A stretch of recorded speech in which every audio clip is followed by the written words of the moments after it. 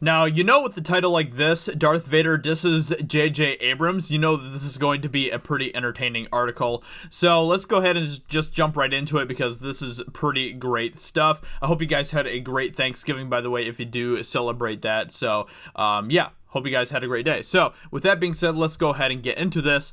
Fans may know C. Andrew Nelson as the actor who played Darth Vader in the special editions and several LucasArts Star Wars video games, but according to Wikipedia, this Lucasfilm alumni has many other accomplishments to his credit. He spent 6 years at LucasArts Entertainment Company, where he was a visual effects supervisor and senior artist.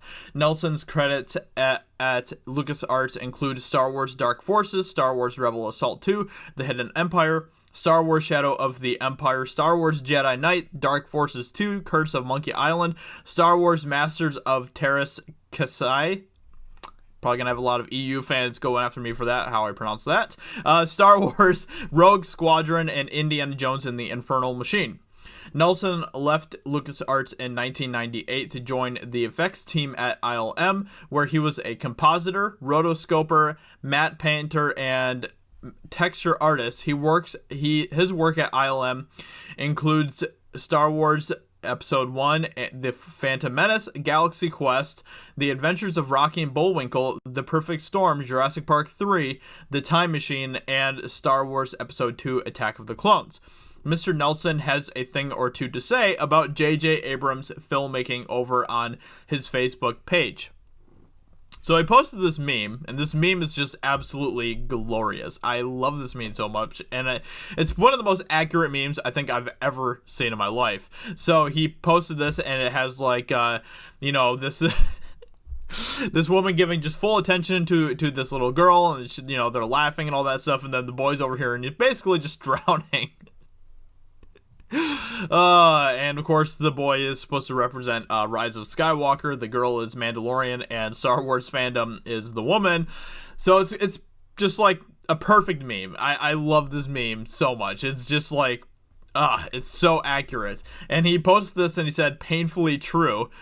And then, apparently in response to another comment that was on his, on this meme, he responded and said, "My sentiments exactly.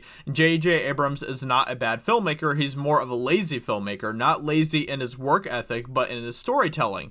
He relies far too heavily on his mystery box concept of storytelling and the notion of mystery driving infinite possibilities. In other words, he allows himself to always pull a rabbit out of a hat whenever it's convenient. That works great if you're Bugs Bunny handing Yosemite Sam a lit stick of dynamite out of nowhere. It's a cheat when telling a human story. His films aren't awful, they just aren't compelling, and he pulls too many sticks of dynamite out of nowhere." And honestly, he is just like spot on here in regards to what he's saying about J.J. Abrams. I think that he's just yes, I totally agree with what he's saying here. I don't think that J.J. Abrams is necessarily like, a terrible filmmaker. He's given us some pretty good movies. He's given us things like Mission Impossible 3, which is probably the best example that I can give him. But I think that he is an overrated filmmaker for sure, hands down.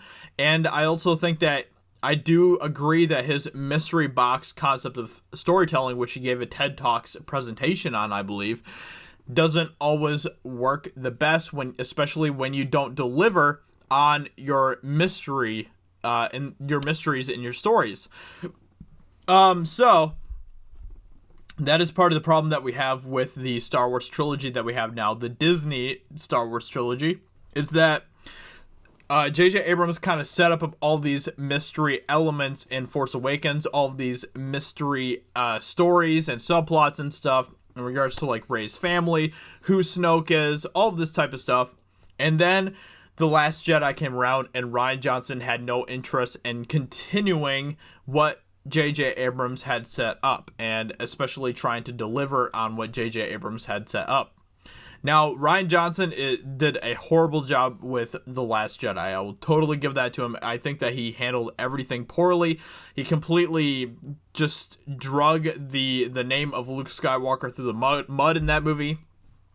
he did a terrible job with that movie. But I also think that a lot of the blame can be put on J.J. Abrams as well for having set up all of these mystery box subplots in this movie and then not following through with Rian Johnson in delivering and executing it properly. Instead, when he watched The Last Jedi, he just laughed at things like what happened to Snoke, or, what Rian Johnson did with Luke Skywalker. He's like, I was very surprised by what he did with Luke Skywalker. I was just surprised.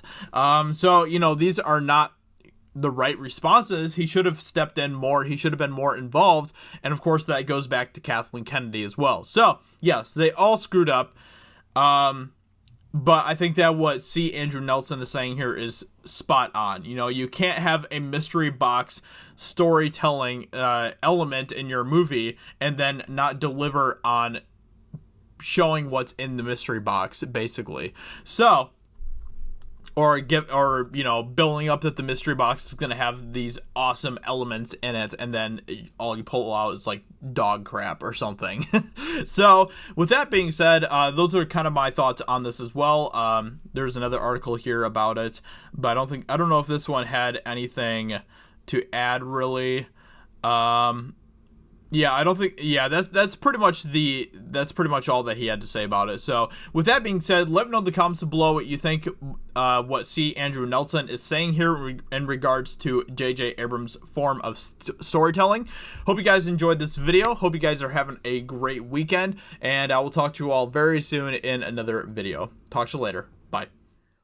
Hey everyone, it's Jeremy from geeksandgamers.com, and if you're a fan of Geeks and Gamers, please go to our website, visit our merchandise store. We have t-shirts, hoodies, hats, beanies, tank tops, and in the very near future, we're going to have many more products for you to choose from. So thank you for the support. We appreciate it. You guys have a great day, and we will talk to you later.